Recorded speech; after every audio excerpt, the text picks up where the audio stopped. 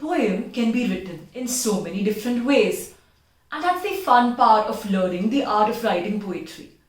In order to make the art of writing poetry more fun, interesting, and engaging, it's important that you try out different kinds of poetry writing. In this video, I'm going to talk about a particular kind of poetry writing about which you might not have heard till now. It's not exactly a genre like, unlike haiku poetry or unlike free verse in which most of us write, but still it qualifies as a kind of poetry in its own right. I'm talking about dialogue poetry. Now, dialogue poetry is literally what it stands for, dialogue poetry. And in this episode, I'm going to talk about dialogue poetry and how you can use it as a creative writing exercise as well. Now, before I begin today's video, just a quick word for those of you who have visited my channel for the first time. First of all, thank you so much for clicking on the video and visiting my channel. There's so many series I've made, how to be a writer, how to write a poetry book. Then there's a separate series about book reviews. Do take a look and please do subscribe to the channel. Now let's just begin the video without much ado. So dialogue poetry. What does dialogue poetry basically mean? As I said, it means quite literally a poem which has a kind of a dialogue between two or more people. There's no hard and fast rule about the number of people. It can be of course, two people, or it can be more than two people. It can even be, a dialogue which is happening inside your head, inside your consciousness. You're having a dialogue with yourself. So that also qualifies a dialogue poem, something like a monologue. Now, a dialogue poem, although we don't know so much about this form when we talk about poetry, we don't talk so much about dialogue poem, but it's actually a very sort of practiced form of poetry. It's a very well-known form of poetry, and in many Indian languages it's quite a popular form of poetry writing. And even in English language, old English poets are used to sort of write dialogue poems, and even in contemporary English verse you would find dialogue poems. In fact, in many Indian languages the tradition of dialogue poetry has been associated with a certain avant-garde tradition, with a certain kind of experimental tradition of writing poetry. And that's the beauty of dialogue poetry. Dialogue poetry gives you a lot of scope to experiment with ideas and experiment with a lot of different viewpoints. It has often been used to deal with controversial issues, topics, or comment on subjects which have been taboo till now, or political topics, for example. The best way to write a dialogue poem is to, let's say you created two characters. Now you don't have to necessarily name these characters. They don't have to be named.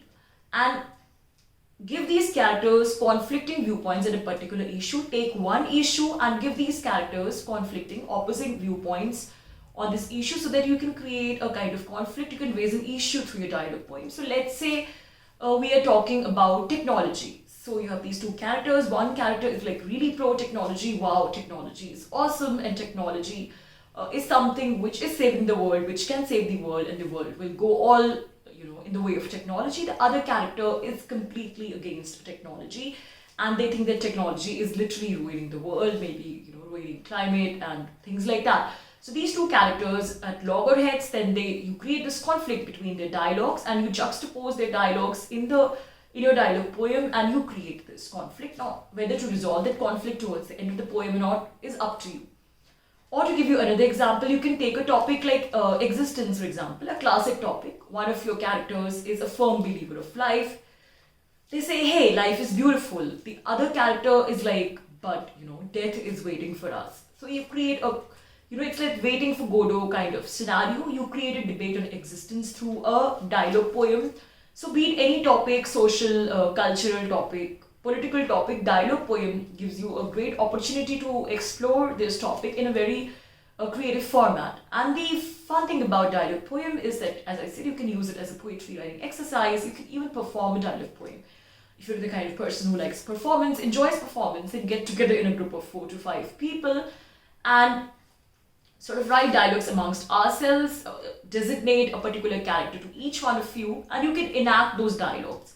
And after putting forward for the performance, after enacting those dialogues in a little play format, then you can get together and give that poem the shape of a dialogue poem. That is one way to approach dialogue poetry. You can, of course, also do all the writing part yourselves. If you don't like performing, you can get into the shoes of different characters and create as many characters as you want and write a dialogue poem. But as I said, the fun part of a dialogue poem is that because dialogues are closely connected to theatre, so dialogue poems, if you want, can be very theatrical, and you can even perform your dialogue poem. The typical way to do a creative writing exercise for a dialogue poem is to first write down the dialogues and then try and convert these dialogues to a poem. So this was about the dialogue poem. Now I would quickly like to give you a couple of examples of dialogue poems. First example I would pick up is from an English poet called Andrew Marvell, who is a poet of the 17th century. And this is a very old-fashioned poem, but I'm picking up this poem because it explains quite beautifully, I think, the concept of a dialogue poem. So now let's get to the poem. It's titled A Dialogue Between the Soul and the Body by Andrew Marvell.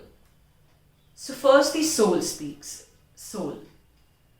Oh, who shall from this dungeon raise a soul enslaved so many ways?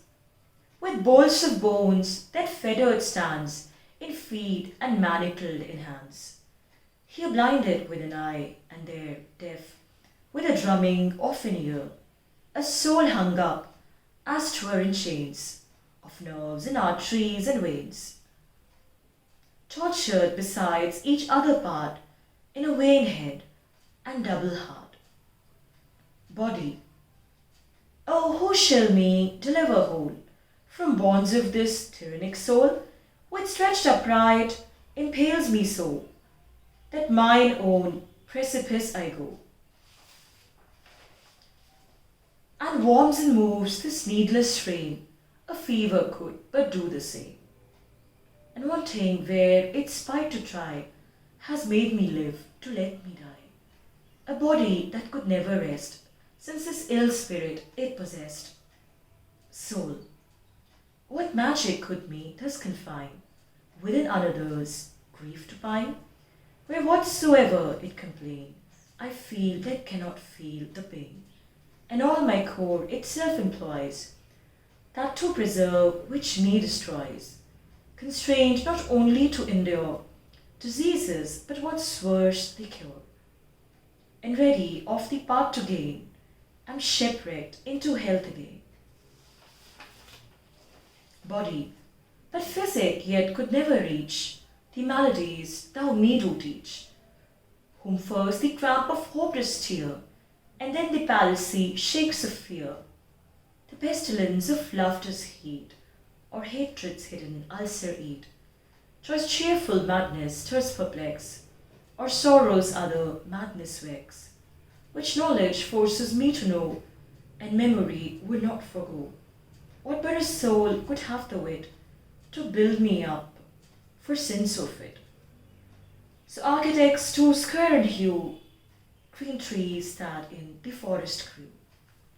So that was a poem by Andrew Marvell, English poet of the 17th century, and I think this poem beautifully illustrates the concept of of a dialogue poem, the whole dialogue between the soul and the body. So that's why I picked it up, even if it's an old-fashioned poem. Now the next poem I would like to read is one of my own poems. It's called The Invention. Invention. Why don't we invent each other, let's say, for a day? But how? We're already there.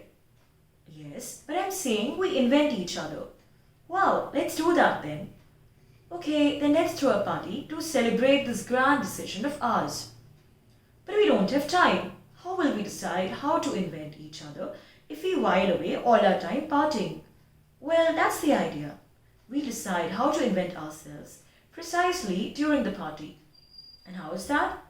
We'll give all our guests a questionnaire to fill in, and on the basis of that, we'll decide what we make of each other. Should you become fire, water, air, a sober nun, or a super hot seductress? Should I become a man of letters, or a debauched porn star, or simply a water tap? Things like that. Yes, that's interesting, but I still think we're already there. So how do we invent each other? Then it's just reinvention, I suppose. But re is just a prefix to the word invention. So I was not wrong, I'm sure. Yes, true. You're never wrong. That's what I love about you. So that was the poem Invention, and as you saw, it has these little kind of a dialogue between two characters. They are not named, so they can be anybody, a girlfriend or a boyfriend, or they could be even two friends. And the poem goes into the realm of imagination, and there's this imaginary dialogue which is, I think, a bit ironical and humorous as well. So a dialogue poem gives you a lot of license and leeway to talk about a lot of things that you want to talk about, and to learn how to write a dialogue poem. Now it's a different sort of lesson altogether, and you have to read a lot of dialogue poems, and you can then sort of, first write dialogues, play around with dialogues, and then learn how to write a dialogue poem. So that's it for today, guys, and hope you enjoyed this episode and learned something out of it. Do check out the channel, and please do subscribe to the channel as well.